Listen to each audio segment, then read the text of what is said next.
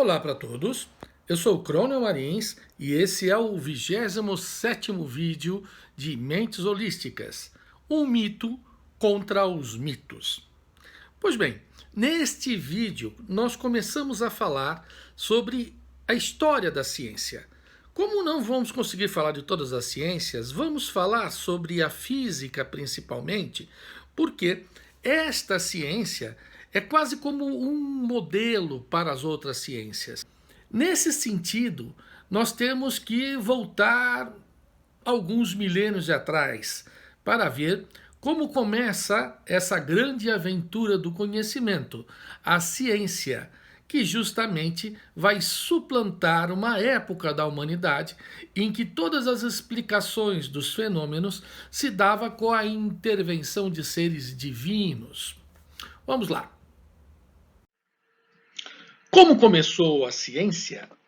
A ciência, assim como a filosofia, começa na Grécia. Aliás, nesse início é muito difícil distinguir ciência de filosofia.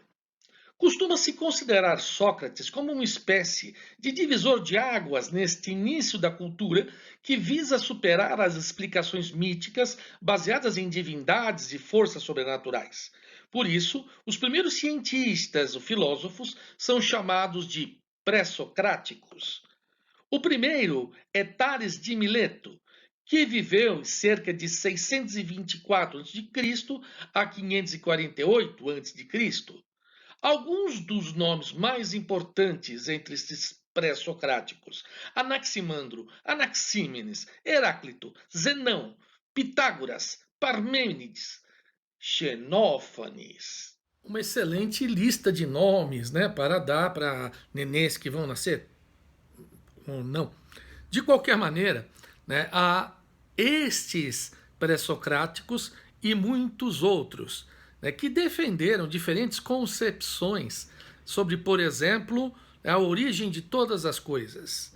Já não era mais uma origem divina, mas se procurava pela observação e pelo raciocínio qual deveria ser esse elemento comum a todas as coisas. Tales de Mileto, né, que nós conhecemos até o teorema matemático de Tales, estudado na escola, Tales achava que a origem de tudo era a água. Anaxímenes, por exemplo, achava que era o ar. Parmênides achava que era uma mistura de ar, de terra, de fogo e de água. Pois bem, estes filósofos raciocinavam de diferentes maneiras e procuravam, através de melhores observações, também melhores argumentos, que é o fundamental para a ciência, a argumentação. E aí, quando nós vamos para aquela tríade, né, dos principais filósofos gregos, Sócrates, Platão e Aristóteles, né, nós vemos o desenvolvimento superior deste tipo de raciocínio, um raciocínio crítico. Porque se alguém disser, olha, Sócrates não falava sobre ciência, falava sobre outras coisas, sobre juízos morais, por exemplo, sobre política, tá? Sim, mas a forma de argumentação de Sócrates é a base de muita coisa do método científico. Há algumas diferenças que vamos observar, mas é aí que tudo começa, nesta antiga Grécia. Só que entre estes três filósofos mais conhecidos, um deles se sobressai principalmente quando falamos de ciência. Sim, ele está de volta, o nosso Ari, Aristóteles. Aristóteles é verdadeiramente um mito. Por que Aristóteles é um mito? Bem, ele falava mal de muita gente, né? Falava mal dos pré-socráticos e até do seu mestre, Platão. Ele também disse muitas besteiras.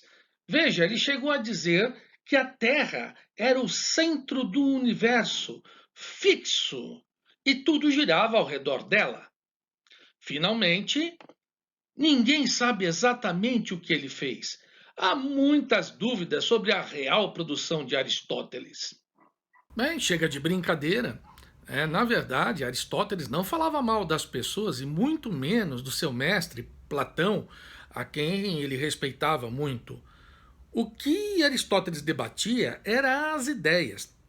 Defendendo suas ideias, acabou falando o que podemos chamar hoje de besteiras, mas ele tinha o seu raciocínio, né? E dentro da ciência, muita besteira precisa ser feita para que a ciência progrida. E aquilo que é tido como besteira hoje, por incrível que pareça, pode ter dado bons frutos no passado.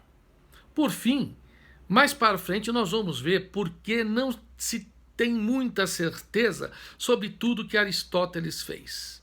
Mas não podemos negar que, me desculpem, Galileu, Newton, Einstein, ou mesmo Leonardo da Vinci. Se na história da ciência alguém pode ser chamado de mito, esse alguém é Aristóteles. Aristóteles viveu entre 384 a.C. e 322 a.C. Ele nasceu na cidade de Estagira, que ficava no reino da Macedônia, ali pertinho da Grécia, hoje fica no território grego.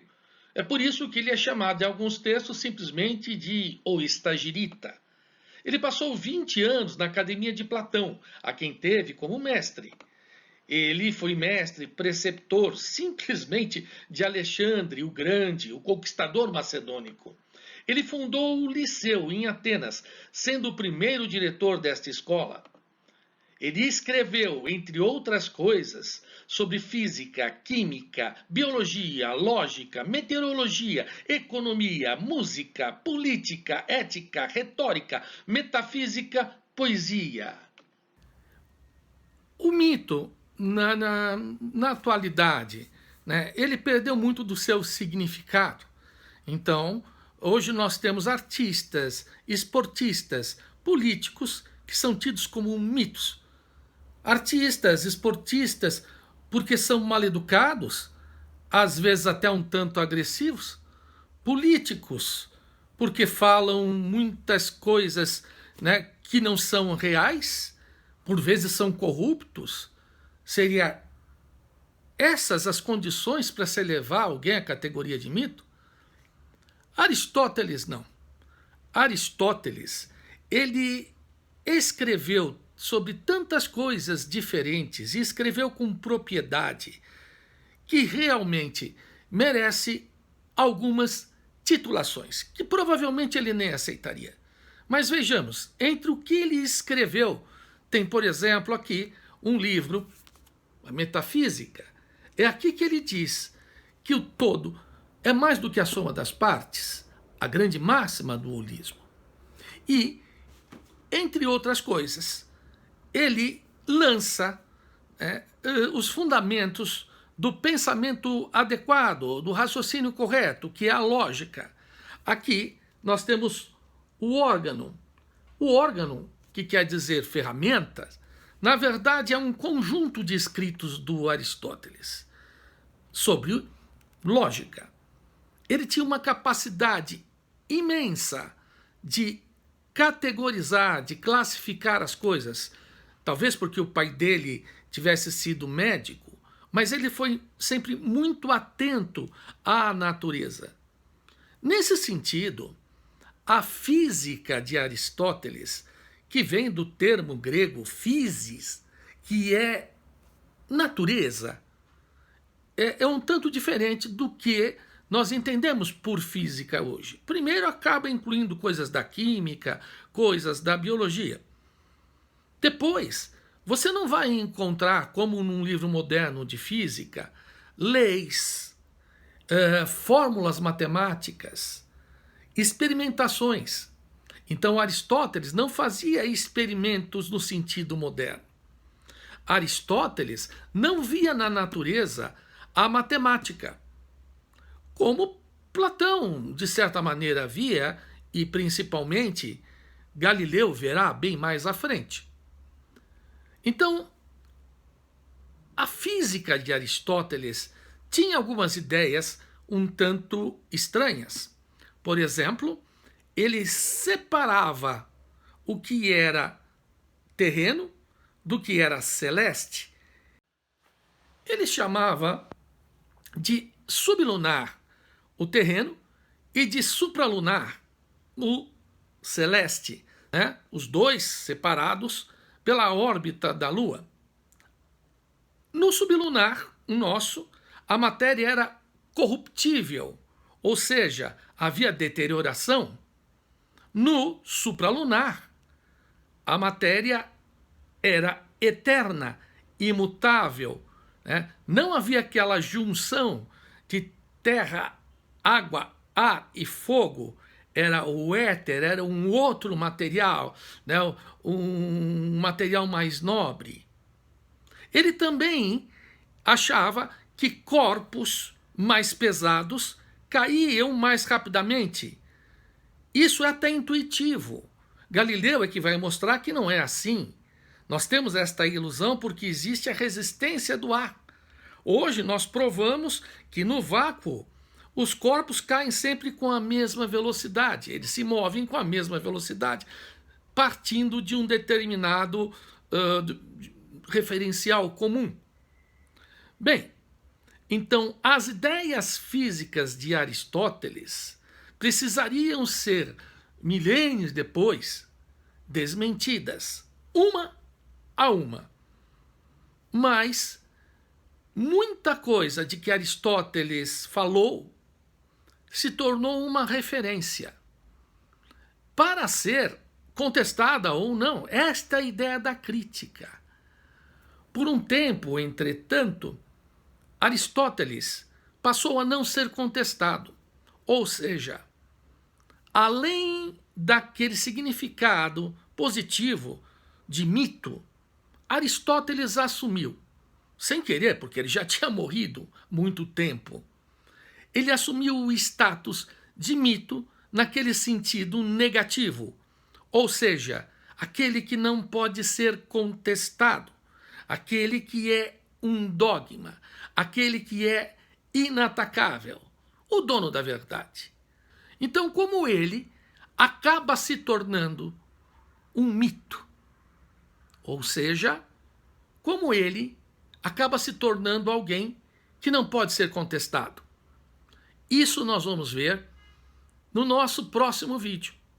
Convido vocês que chegaram até aqui, se inscrevam no canal, digam se gostaram, se não gostaram, comentem e estejam conosco novamente na próxima semana. Um grande abraço.